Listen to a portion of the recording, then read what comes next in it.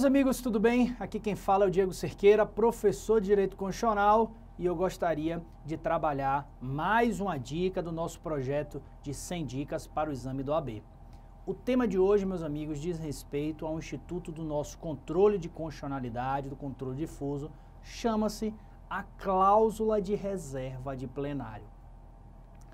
Nossa Constituição previu no artigo 97 um instituto importante que diz respeito à necessidade de observância de alguns requisitos para órgãos fracionários de tribunais que queiram declarar, examinar e declarar a inconstitucionalidade de uma lei ou ato normativo. Vem comigo para a tela, artigo 97 da nossa Constituição, marquem com carinho aí no estudo de vocês, olha só o que nos diz o comando constitucional.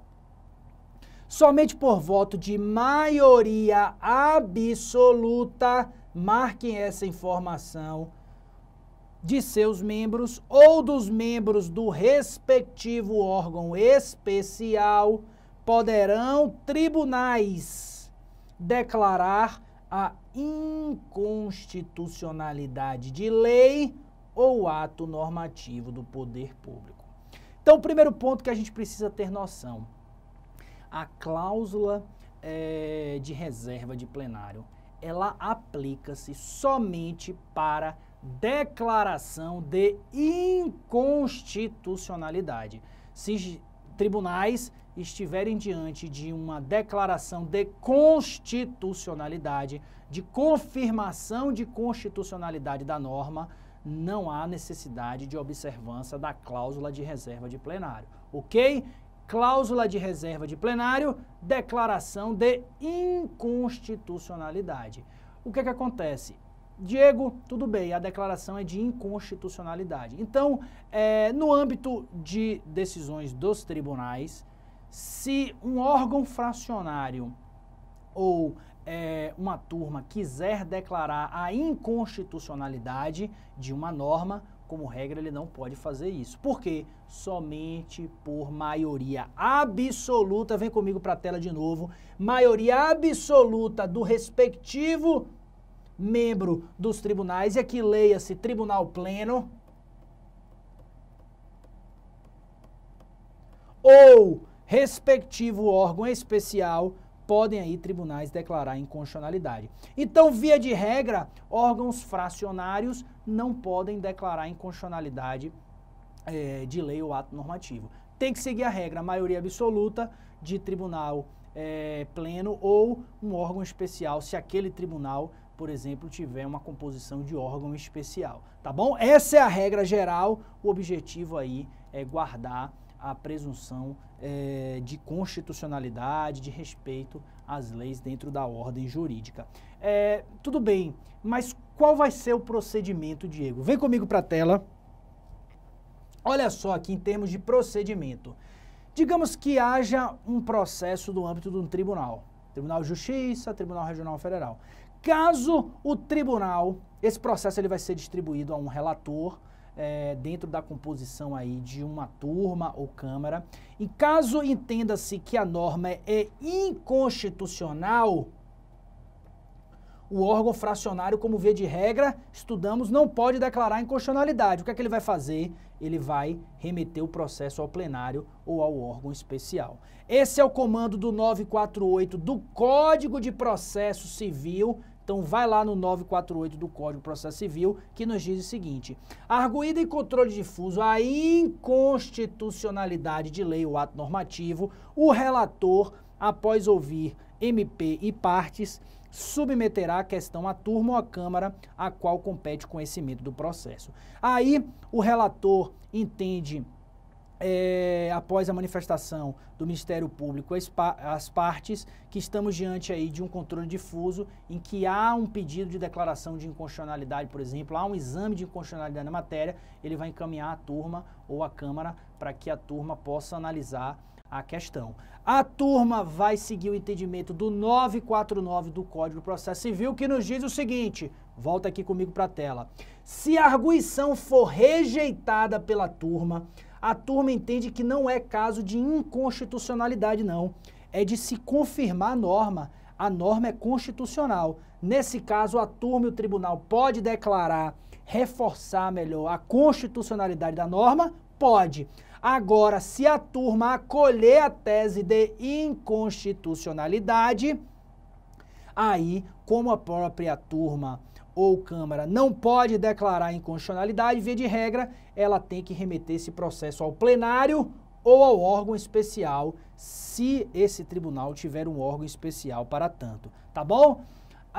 Relator examina o processo e seus aspectos iniciais, entende que há um exame aí, uma declaração, um pedido de declaração de inconstitucionalidade, encaminha para a turma ou Câmara, órgão fracionário. O órgão fracionário examina a matéria. Isso aqui é caso de constitucionalidade e não inconstitucionalidade.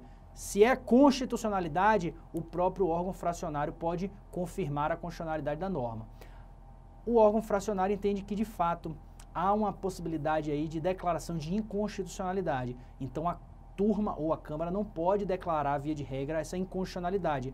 Ela tem que remeter ao plenário do tribunal ou ao órgão especial, se esse tribunal tiver um órgão especial. Essas são as noções gerais da cláusula de reserva de plenário. Mas um detalhe importante. É possível que turma ou Câmara, ou seja, órgão fracionário, não submeta essa questão ao plenário ou ao órgão especial. Seria uma exceção. Quando é que ocorre isso, Diego? Vem comigo para a tela.